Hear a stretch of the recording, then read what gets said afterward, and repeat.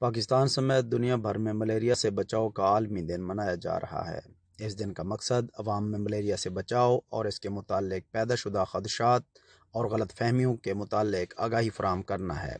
Malaria ان بیماریوں میں سے ایک ہے جن سے احتیاط برت کر مکمل طور پر بچا جا سکتا ہے۔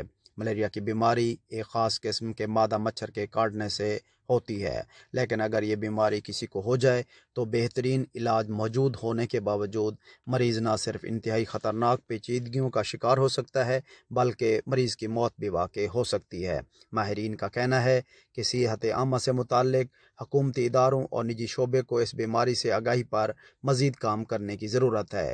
اب بھی دنیا کی آدھی آبادی کو ملیریا کا خطرہ ہے۔ ضرورت اس امر کی ہے کہ اس بیماری سے بچاؤ کے لیے ہنگامی بنیادوں پر اقدامات ہونے چاہیے۔ محمد شاہد بھٹا، این نیوز، سناما۔